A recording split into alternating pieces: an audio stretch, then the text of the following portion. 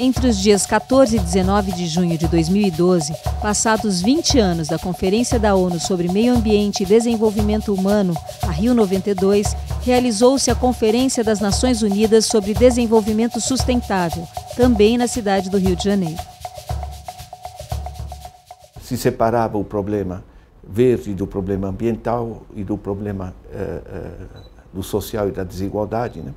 Quer dizer, não havia essa visão de desenvolvimento sustentável articulado. As imensas discussões e toda a comunicação que se gerou em torno da Rio 92 colocou na mesa a visão do desenvolvimento sustentável. A Rio+20 ocorre num cenário climático mais crítico, num cenário ambiental, nos riscos ampliados para a sustentabilidade das pessoas e do planeta, não é? Com um mundo em crise diferente do cenário na Rio 92, então os desafios são colocados para todo mundo são enormes e a gente confia que aqui serão firmados consensos e tomadas decisões com metas, com objetivos claros, com pactos que também disciplinem uma nova governança para tratar a nível mundial esses problemas, porque nós já passamos do tempo em que essas questões possam ser resolvidas localmente. Nós temos que ter atitudes globais. Além do intenso trabalho desenvolvido pelo CDES em torno dos temas da Rio+20, que resultou no Acordo para o Desenvolvimento Sustentável, o Conselho promoveu ao longo da conferência uma série de atividades reunindo entidades similares de diferentes partes do mundo, de forma a aprofundar seu compromisso com o desenvolvimento sustentável. A AICESIS, organização que reúne mais de 70 conselhos de desenvolvimento econômico e social de África, Europa, América Latina, Caribe e Ásia, realizou sua Assembleia Geral em parceria com o CDES. Creio que a Associação Internacional dos Países que tem Conselho Econômico e Social ou conselhos similares é uma experiência fantástica no sentido da participação social e de persistir uma democracia. E o Brasil faz parte desta associação internacional. E tivemos nesta Assembleia a honra de ser acolhido mais 3 países, né, caribenhos, né, El Salvador, São Martín, Aruba. Isso, para nós, latino-americanos, é importante porque a América Latina não tem uma cultura desses conselhos democráticos. Nous avons songé à nous réunir pour le conseil d'administration et l'assemblée générale de notre association dans un contexte où, dans le même temps, les Nations Unies organisent leur conférence internationale sur le développement durable Rio+20.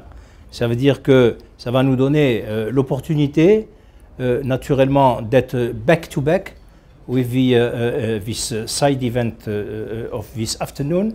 Nous allons être donc en lien avec les préoccupations problématiques qui vont être examinées dans la conférence intergouvernementale des Nations Unies Rio+20. Diferentemente de 92, por exemplo, nós não tínhamos, ou a ICESO, não tínhamos essa força dentro dos governos, produzindo, intervindo, flexionando, né, e pressionando na construção, primeiro, do consenso, que é indispensável, e segundo, no suporte às ações governamentais para que as medidas políticas ou legais pudessem não só ser implementadas, mas pudessem alcançar seus objetivos. A transição para um novo modelo civilizatório, que deve envolver profundas mudanças nos padrões de consumo, produção e distribuição, relações de trabalho, cooperação, governança, dentre outros campos, foi tema de intenso debate.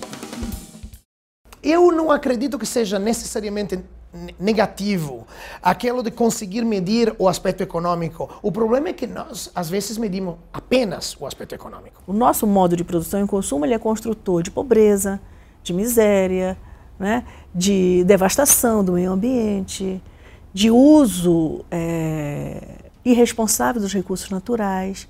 Então, o fato de que esse modo de produção ele não é mais possível, ele está dado. E como é que você muda tudo isso? né? Esse é um desafio que os governos têm de pensar, e isso vale em qualquer esfera de discussão, inclusive aqui na Rio+20, porque se fala em sustentabilidade, se fala das pessoas andarem de bicicleta, de irem para o trabalho de bicicleta. Bom, nós temos quantos milhares de trabalhadores envolvidos com o setor automotivo? O que está se pensando para que essas mudanças tragam junto uma realocação para que as pessoas possam continuar trabalhando? Como é que o ser humano como um todo, ele vai ser tratado como ser humano, mas com a diversidade de quem tem uma redistribuição de renda, um poder per capita de compra de 50 ou 100 mil dólares por pessoa, contra quem tem de 30 ou 50 mil. E este é o grande desafio. O que eu acho que é o grande diferencial do Brasil é nós paramos de tratar a questão social como uma questão só de justiça. Passamos a tratá-la como uma questão de desenvolvimento econômico e não de desenvolvimento social. Então, o debate não é possível crescer e incluir. O debate para a gente virou incluir passou a ser um elemento da dinâmica econômica e incluir passou a ser um elemento que garante o país crescer e continuar crescendo. Trazer para o centro do debate a ideia da igualdade. A igualdade de direitos, a igualdade de oportunidades, significa desconcentrar e respeitar. Cuidar das pessoas, assegurar acesso a direitos a todos, desconcentrar propriedade, desconcentrar conhecimento, desconcentrar acesso a direitos públicos fundamentais, o que significa qualidade de vida. Respeitar a sociedade, respeitar o meio ambiente. Isso, na minha opinião, são valores que devem organizar opções estratégicas de política pública em todas as dimensões, econômica, social e ambiental. O Brasil, com a Constituinte com a nova Constituição em 88, reconheceu e fortaleceu alguns direitos, reforçou alguns direitos, como direito de petição, direito de associação, as audiências públicas, a iniciativa popular. Todos esses movimentos são movimentos, junto com como o próprio Conselhão, são iniciativas que ampliaram a participação popular ou a capacidade da sociedade civil influir no processo de elaboração e definição de políticas públicas. Não é uma questão que vai ter efeito imediato, sensacional, mas vai, sem dúvida, melhorar a qualidade do debate. Todo mundo acha necessário ter uma governança mundial, mas muita gente tem dúvida se o modelo das Nações Unidas é o melhor. E muita gente acha que é o melhor modelo, mas precisa ser reformado. E pouca gente acha que está bom assim. Se a sociedade civil não puder participar diretamente do processo negociador e do processo decisório e também da implementação, é óbvio, do que for decidido no contexto global e não só internacional, a gente não vai avançar. A Rio+20 mostra que o mundo é mais do que a soma dos países e a ONU precisa se abrir para virar uma governança realmente global, incluindo transversalmente os diferentes setores da sociedade, não só os governos. O processo de construção do Acordo para o Desenvolvimento Sustentável foi um importante exercício de participação da sociedade civil brasileira. Em parceria com a Secretaria-Geral da Presidência da República, foi realizada no dia 18 uma mesa que aprofundou o debate sobre essa participação em decisões locais e globais como fator indissociável do desenvolvimento sustentável. In principle, the civil society can do everything in terms of devising green economy policies or giving some ideas on the finding of indicators to reflect the quality of life or into the international cooperation. Everything can be done by the civil society. The problem is that the proposal and suggestions by civil societies, how those proposals can be implemented into specific economic or social policies.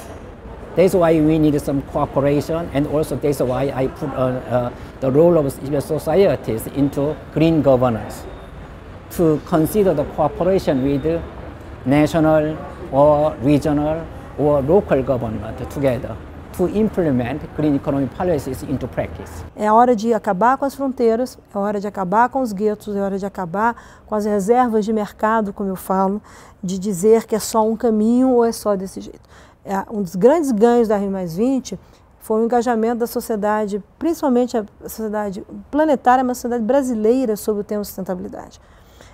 E esse engajamento é um ativo do nosso povo, é um ativo das pessoas que querem essa transformação. Agora nós temos que trabalhar juntos para transformar num espaço que todos estão fazendo. O CDES mantém com entidades similares as chamadas mesas redondas, espaços permanentes de diálogo e cooperação entre as sociedades civis do Brasil e de outros países. No dia 18, foi realizada a 4ª mesa redonda da Sociedade Civil Brasil-Rússia, em torno do tema O papel da ciência, tecnologia e inovação para a promoção do desenvolvimento sustentável.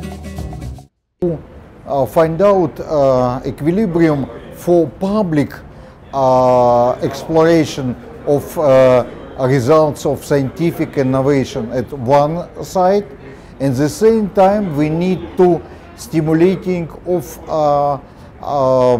investment, public investment for public and private investment for new researchers and new technology and so on. This is a long terms of patent. This is divide in the long term of patent. We will more private interests and in the same time stimulated private investment in scientists and the technology, but limited for public access for results of innovation. A short term of patent, this is more public access for innovation and less private investment, and we need equilibrium. It's different on different sector of economics. No dia 19 foi a vez da 6ª Mesa Redonda Brasil-União Europeia, intitulada O que está em jogo na Rio+20. First of all, I think that people meet and that we try to get to understand each other and to develop. I think it's crucial for all relations we have. But since also European Union have a long-standing history and relations with Brasilia, and we see that Brasilia plays also a very important role in your area, in your region, we are of course very happy to have this dialogue. And we have learned a lot in the exchange we have with the Brazilian Economic Social Council for Development. And I'm very happy to see that also this word development is added to the name, because it's also a good sign for the future. It is very important for us. Ampliando sua rede de parcerias e fortalecendo o diálogo com as que já existem, o CDES realizou uma série de reuniões de cooperação internacional. Esta troca de experiência, de realidades diferenciadas, de diversidade cultural, política, de realidades diferentes, é muito importante para o Conselho no Brasil e principalmente para a gente construir consensos com os outros conselhos, mostrando que a sociedade que está participando através de governos, trabalhadores e empresários, ou governos, movimento social, sociedade civil, está dialogando sobre a sua realidade, mas também ouvindo e aprendendo, trocando experiência com outras sociedades. Acho que dos grandes resultados da Rio+20 foi o fortalecimento da ideia de que o desenvolvimento sustentável não pode ser imposto de cima para baixo. O desenvolvimento sustentável só pega se a sociedade do país estiver convencida que esse é o caminho. E nessa linha é que esse tipo de entendimento foi muito importante, porque às vezes certos países acham que, por exemplo, no caso da União Europeia, que esse posicionamento de baixo para cima é uma coisa que ainda não chegou no mundo em desenvolvimento.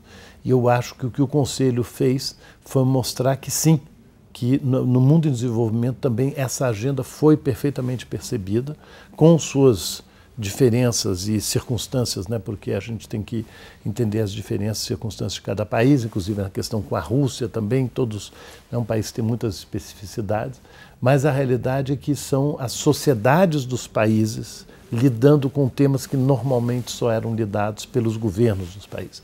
Eu acho que isso é uma evolução muito positiva nas relações internacionais.